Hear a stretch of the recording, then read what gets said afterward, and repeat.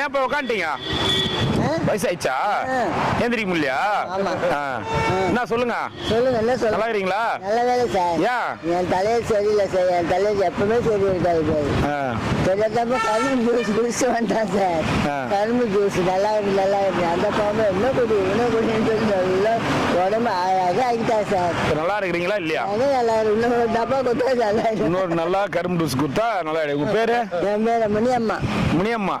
அந்த முனியம்மாவா? அந்த முனியம்மா பறவை முனியம்மாவா? ப்ராப்பர்ட்டி நிறைய வச்சு அந்த பொம்பளை போய் நின்றாங்க. சாமி இருங்க, ஒரு டான்ஸ் தாத்தா கொடுத்துருவீங்க இருங்க. முனியம்மா சார். முனிமா. முனிமாவா நீங்க?